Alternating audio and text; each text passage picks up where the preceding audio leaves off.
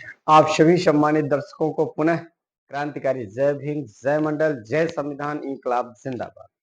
साथियों, आप सभी का हार्दिक स्वागत अभिनंदन YouTube channel platform one nation one education पे करते हुए 2024 लोकसभा चुनाव को मद्देनजर रखते हुए राजनीतिक सियासत की गलियारों में हो रहे उथल पुथल के बारे में हम पुनः आप लोगों के बीच में चर्चा करने आए हैं। और उन चर्चाओं के बीच में जो राजनीतिक सरगर्मियां हैं, जैसे बहन जी आज उत्तर प्रदेश में लोगों की निगाहों में भले सीटें हासिल ना कर पाए, लेकिन जो भी उनकी सामाजिक प्रतिष्ठा है, उम्मीद करता हूं वह बहुत बेहतरीन है। और जितने वोटर्स हैं उनके वो फिक्स हैं, और उन फिक्सेड वोटरों को लेकर के क्या बहन जी इस चुनाव को फाइट कर पाएंगी? आप सभी लोग विचार करिए। साथियों, सवाल हमारा ये है, इधर पल्लवी पटेल और असुद्दीन ओवैसी, चंद्रशेखर रावण जैसे लोग समाज की लड़ाई लड़ते हैं, और पल्लवी पटेल जी का एक बयान अभी मैंने देखा, उन्होंने कहा कि मैं समाजवादी पार्टी की विधायिका नहीं हूं, मैं अपने कमेरावादी, अपना दल एस कमेरावादी की विधायिका हूं। जो चाहता है मुझसे इस्तीफा लेना,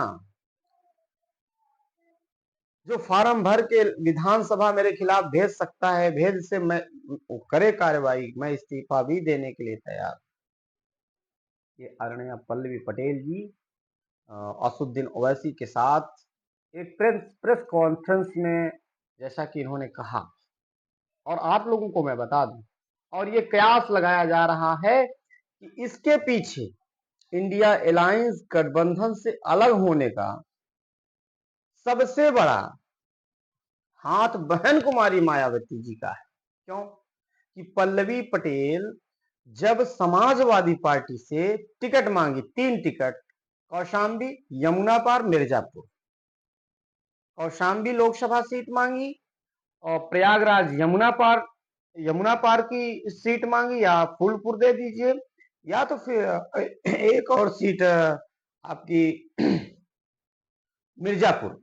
तो समाजवादी पार्टी ने कहा कि देखिए, मैं आपको एक सीट दे सकता हूं, बस इससे ज्यादा सीट नहीं दे सकता साहब से।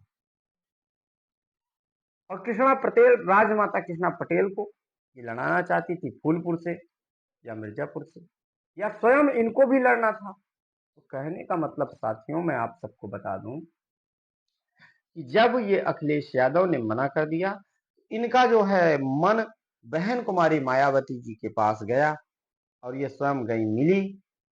और भाई, आप लोगों ने देखा है प्रेस कॉन्फ्रेंस में भी पल्लवी पटेल जी ने कहा, जब बात यहां भी नहीं बनी, बहन जी से कुछ दिन मीडिया में भी बड़ी बड़ी बातें पल्लवी पटेल और साथ में तमाम जो तरह की बातें उठी, परंतु आप सबको मैं बता दूं सर, वह ज्यादा दिन नहीं चला, मुश्किल से 1 हफ्ते 10 दिन, फिर शांत हो गए। अब यहाँ पर इनको कोई जगह नहीं मिल रहा है। पल्लवी पटेल, आपकी इधर तमाम जो ओसुद्दीन ओवैसी साहब जी हैं, AIMIM के राष्ट्रीय अध्यक्ष, और तमाम जो मुस्लिम नेता हैं।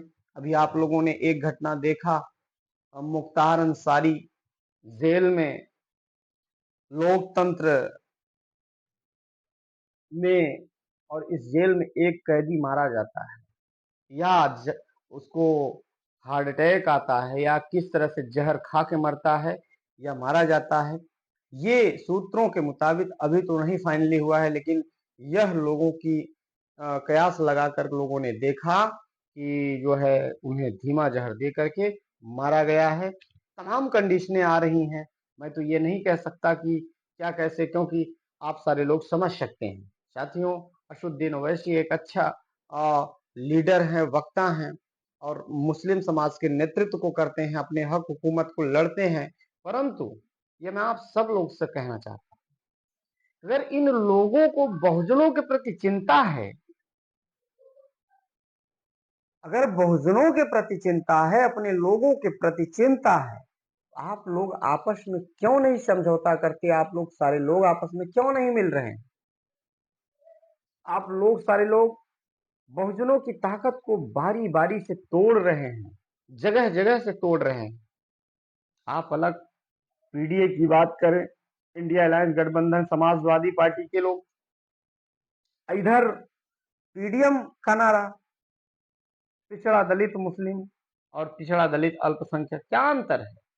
नकल तो है ना, नकल में भी थोड़ा सा अकल लगता है, और वह अकल आप लोग थोड़ा सा आपस में लगा लेंगे तो मैं उम्मीद करता हूं कि कोई किसी के प्रति दोषारोपण नहीं देते हुए मैं उम्मीद करता हूं कि आप सारे लोग बहुजनों की आवाम की आवाज को उठाने के लिए एक ताकत बनकर के उभरने का काम करेंगे साथ, परंतु नहीं, सारे लोग जितने नेता हैं बहुजनों के, ये सब अपने स्वार्थ में लिपटे हुए हैं।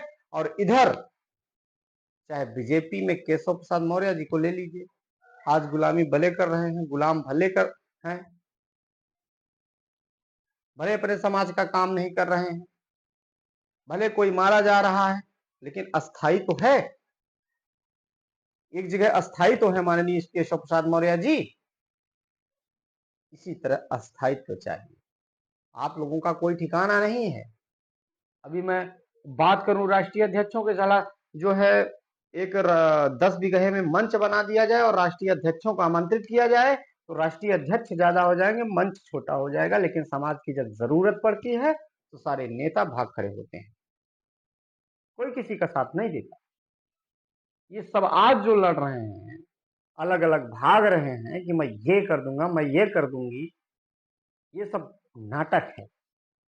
जब इनको लालच मिला तत्काल ये गले भी मिल लेते हैं। तो कहने का मतलब साथियों, ये जो नया गठबंधन बना है, क्या जरूरत है? अरे गठबंधन आपको बनाना ही था, आपस में मिल करके बांट करके, चाहे अखिलेश जी हो, इनको भी झुकना चाहिए भाई, समाज के अपने नेता हैं, इनको भी समझौता करना चाहिए। आप एक राष्ट्रीय अध्यक्ष हैं समाजवादी पार्टी के, और समाजवादी पार्टी कई बार जो है सत्ता में भी रही है, इसी तरह बहन जी को भी एक दूसरे के प्रति लगाव है, तो झुकना चाहिए। इंसान इंसान के आगे नहीं झुकेगा तो किसके आगे झुकेगा? हमारे लोग जब अपने लोगों से समझौता नहीं होता तो यही पीडीएम देख लेना, जो नया गठबंधन बना है, जगह नहीं पाएगी, बीजेपी थोड़ा सा लालच देगी, ये सारे लोग भाग खड़े होंगे उसमें, क्या चारा निकलेगा? और हारोगे आप लोग, और ये लोग भी वहां जा करके अपनी स्वार्थ की राजनीति तो सिद्ध कर लेंगे, लेकिन समाज की लड़ाई नहीं लड़ेंगे। जैसे केशव प्रसाद मौर्य को ले लो, ये साइकिल एक होती है, उसमें एक मेन गद्दी होती है। केशव प्रसाद मौर्य उप मुख्यमंत्री क्यों बनाए गए? चाहे बिहार के सम्राट चौधरी हो, क्यों उप मुख्यमंत्री बनाए गए हैं?